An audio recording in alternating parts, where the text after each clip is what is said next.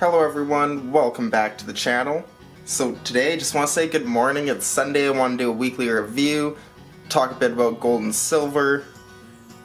Hope you guys are having a great weekend so far.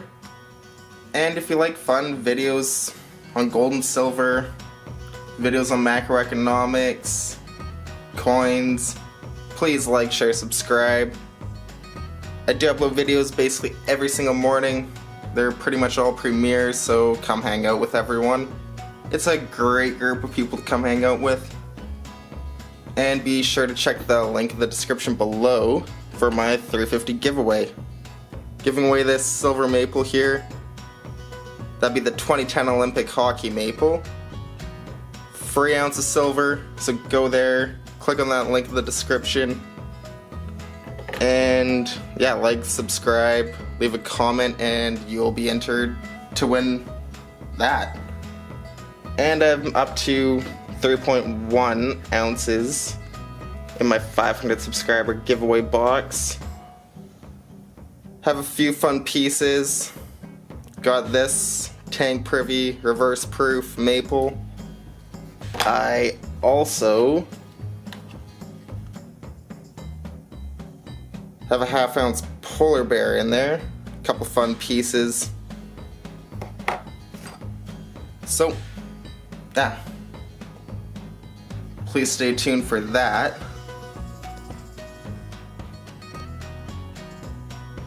But yeah, so we have some pretty bullish news for silver come out this past week. And it's really good news for anyone that's stacking, anyone that holds silver. Because we're having 2 big governments, ours in Canada has passed climate action bills, pledging to reduce emissions and everything. Which means we're gonna need more silver. Especially when you have another big government saying that they want to ban all gas and diesel powered cars by vehicles in general by 2030. Therefore, they're gonna need to go hydrogen fuel cell or electric, basically. Now, there's some issues with the hydrogen fuel cell, which essentially does still power an electric motor and all that. But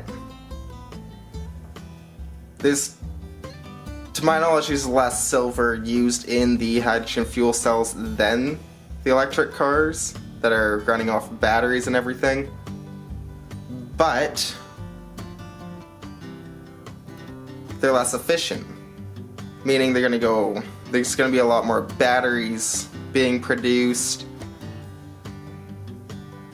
The electric really is quite a bit more efficient for vehicles than just running off the batteries and everything.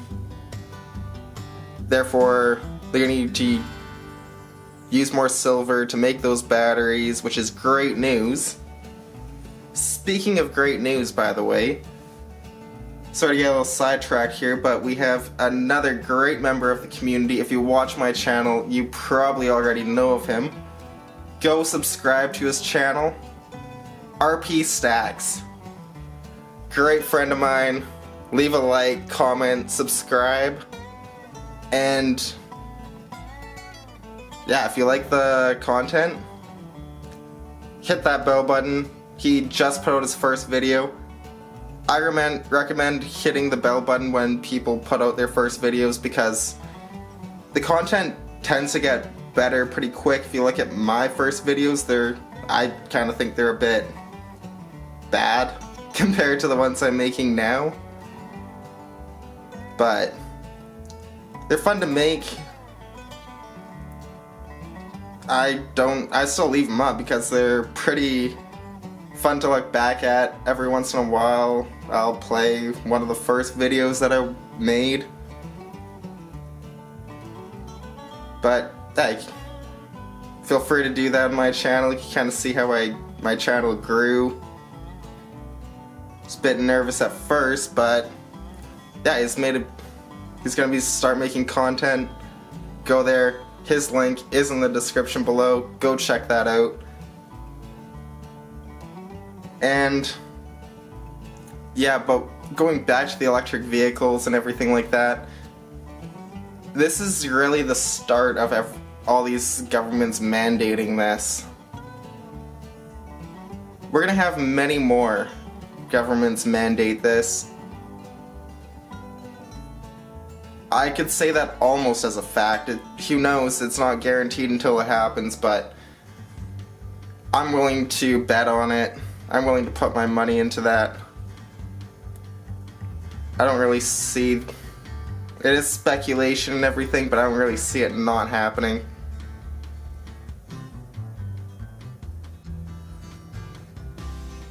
That's why I'm extremely bullish on silver. We still have higher savings rates for gold. I only had, last I checked, they didn't have the November stats ready, so I only know for October. We did have all the shopping start then, but we also had shopping drop compared to any other year. We've had savings through the roof compared to any other year this year. And I kind of see them, as long as we're printing all this money, I see the asset bubbles getting bigger until the confidence is lost in the dollar and people start to not want dollar denominated assets. But to me, with this kind of money printing, things might not make sense in the stocks, but if you find a deal, I'm buying anything. Anytime I find anything, it doesn't need to be a deal, just reasonably valued. It's rare to find nowadays. If it's a nice solid company, I jump all over it. That's what I've been doing with all this money printing, although it's really hard to find. Even a lot of the bigger companies that were on my watch list during the crash, they crashed, but it's still way above, like their price to earnings and everything are way above to where I feel comfortable buying. Kind of shows how big the asset bubble is. That's why I still buy stocks, I still buy companies, I still invest. But I'm extremely cautious. My BNS that I bought at 54.75 shot way up. Last I checked, it was up like 14 bucks a share or something. I'm not buying more. No way. I'm not gonna sell either because I don't want to cost per trade myself to death. I don't have a whole lot. I'm not going to trim back. I like collecting the dividends. I bought for the long term. As I buy everything for the long term, I bought, so I know if there's going to be a big asset bubble inflating. I just don't care because I'm not selling it. I'm kind of looking past the pandemic and everything like that. I'm not too focused on what's going on with all of that. I wear a mask and all that when I go out, and all that jazz. But in terms of how I invest, I'm not too focused on a temporary thing that could be gone very soon. That's kind of why I'm not really focused on the vaccine news, although I think the vaccine is kind of giving us a timeline on when spending will pick up in terms of the velocity of spending. We've had, as I mentioned, we've had higher savings rates all year long. I suspect with the drop in spending over the shopping season, we still have higher than normal savings rates, especially for this time of year. And with the news of the vaccine coming out, there's so much uncertainty, but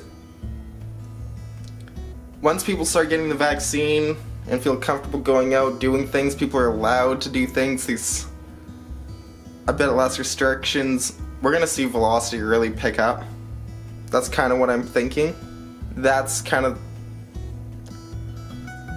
giving me a timeline on when we see the inflation. You don't see the money being printed, but you see the prices rise. That's when people start to see the inflation. I already see it with the asset bubble. That's why I know that there's going to be asset bubbles showing up. I know as long as we're printing this much money, as long as people are saving, we're going to have historic asset bubbles. It already is. I think the dollar's in a major bubble too, with all the saving, with everyone demanding dollars.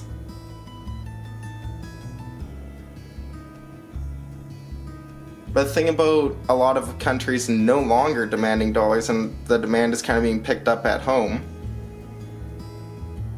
One thing that affects the bonds a bit, because people would buy bonds so they at least get something in interest for their American dollars and things like that before. But now, since it's the Fed and everything that needs to buy all the bonds,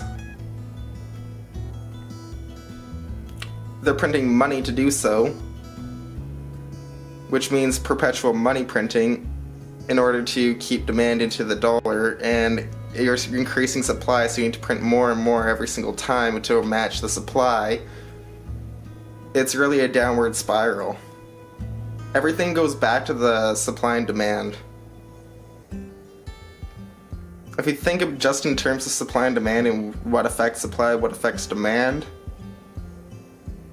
I find as soon as I started really thinking just that simple, everything started going a whole lot better for my finances in terms of how I'm investing, where I put my money. So that's pretty good for how that's kind of turned out. But I've also found I had a good box of nickels this week too. Quite a few pure nickel coins. I have got a 1945 Victory nickel here. So I thought that was pretty cool. As you can see, it's the 12-sided one with King George. Got a whole stack of King George coins here. I think you have 8 of these that came out of the box. I normally don't quite get that many. So I'm pretty happy about that. And yeah, I got a few other ones. I got a King George V, 1922.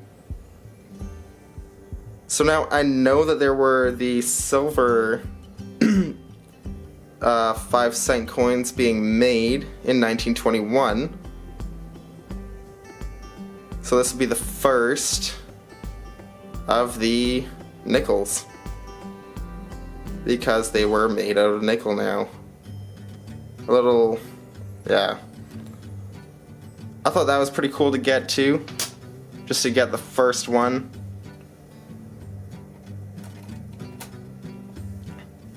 Got a few other cool pieces too. Got like 7 of these centennials in one box, so yeah, I'm pretty happy about that.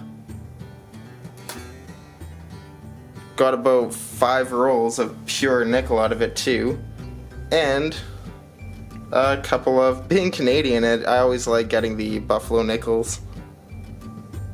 I think they're pretty cool to get in Canadian rolls when you just coin roll hunting.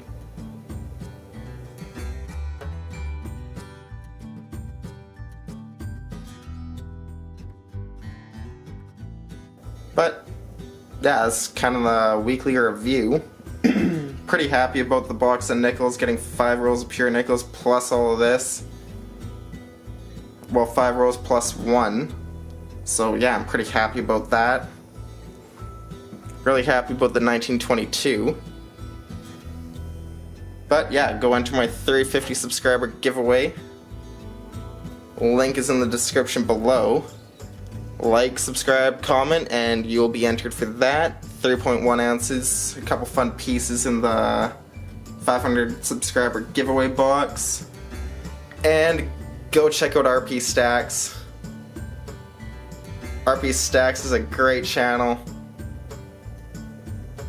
I'm sure you guys will enjoy watching it.